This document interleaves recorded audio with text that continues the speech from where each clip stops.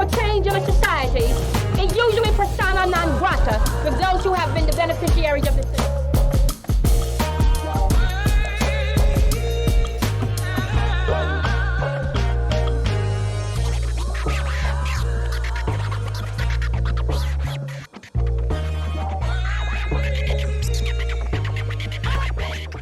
Biden's administration is aiming to make housing more affordable and accessible, particularly for African Americans, with a new initiative called Pathways to Removing Obstacles to Housing Grants, also called Pro-Housing, totaling $85 million. The goal: empower communities across the nation to reduce housing costs and increase housing supply. Joining us to shed more light on this initiative is Damon Smith. He is HUD General Counsel, and he has the big task of facilitating the administration's outreach. Damon, thank you for joining us on the record today with AURN.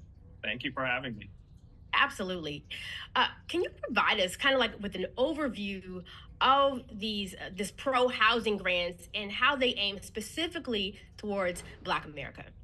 Absolutely. We are here today because our nation is facing an affordable housing crisis, and Black and brown communities see that play out every day in this housing market.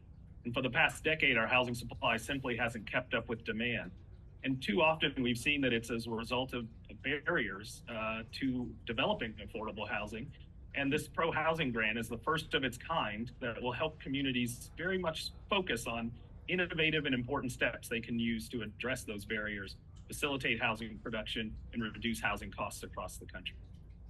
Now, the program is designed, to support locally led planning, infrastructure, development, and preservation activities. 21 communities selected so far. Can you share some of the examples of the types of projects that will be funded and how they will contribute to lowering housing costs? Sure. The city of Montgomery, Alabama, for instance, is using its $3.5 million pro-housing grant to begin addressing nearly 60 years of disinvestment in primarily residential communities along the National Historic Selma to Montgomery Trail.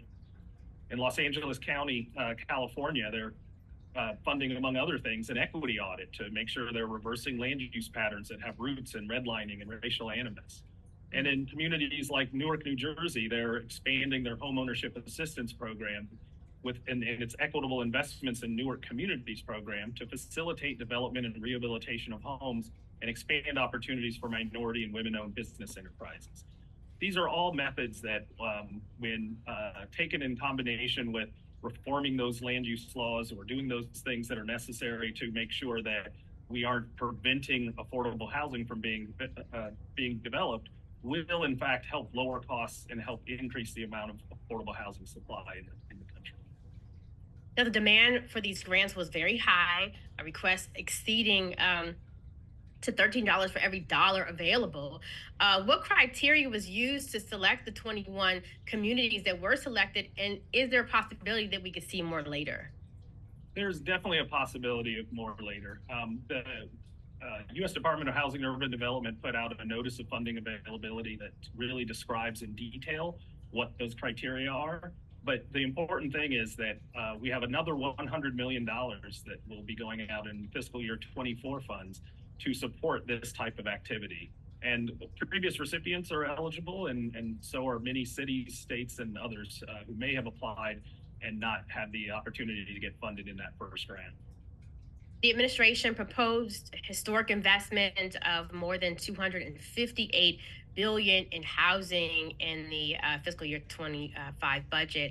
Can you talk about how this investment aligns with the goals that you're talking about today? And what does it mean for the future of housing and affordability? When I look, just at the stats that were put out, I believe, by NAREB last year when they looked at the housing report, talking about the levels of home ownership for Black America, which is 46.4% compared to white America, which is 75.8%. We know home ownership is a huge way of acquiring wealth and generational wealth at that. Absolutely it is. And the president's budget really reflects a recognition that we need to invest more in the development of affordable housing opportunities.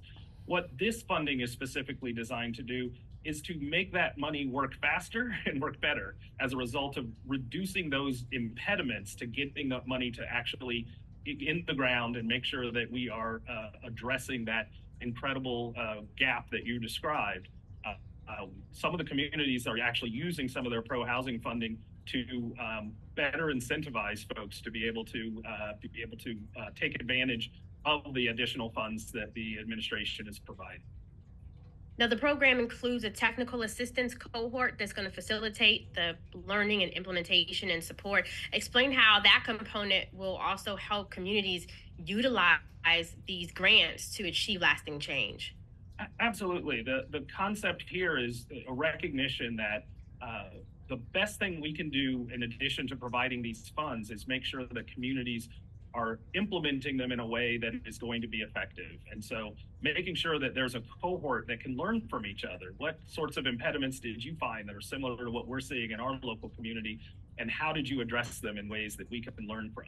That's an important component of this program, and we're very proud to provide it in addition to the funding. Now, the Vice President's been highlighting the administration's investments in affordable housing, home ownership as a part of her nationwide economic opportunity tour. I did want to ask you, on the backs of that, I want to address the underappreciation of valuing of homes for Black Americans.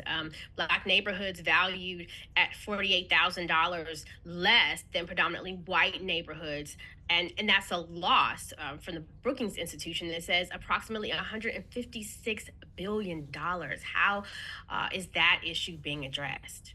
Well, it's being addressed head on. In this administration, the PAVE initiative was specifically undertaken under leadership by Vice President and others to make sure that we were focused on the fact that this is an issue that we should not allow to continue, and to make sure that we have the opportunity for folks who have seen that type of discrimination going on to raise those complaints, and for our Fair Housing and Equal Opportunity Office to evaluate those and investigate them, and where necessary, remediate.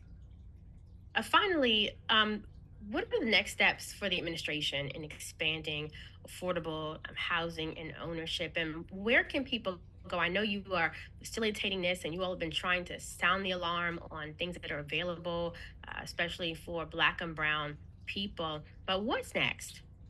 So what's next is exactly what you described earlier, that's outlined in the president's budget: historic investments in affordable housing, really recognizing the need to address the root causes of some of the inability to provide affordable housing and meet the demand that is out there for it. In addition, as I mentioned, we have the additional $100 million coming out in pro-housing grant funding. But HUD, every day, this is our mission, is to make sure that everybody who needs a home has access to it.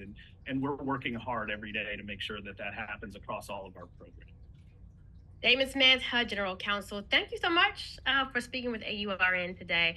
So you are always welcome back here, and I hope to talk to you again soon. I hope you have some more good news. Thank you so much. I hope so too. Absolutely. Thank you.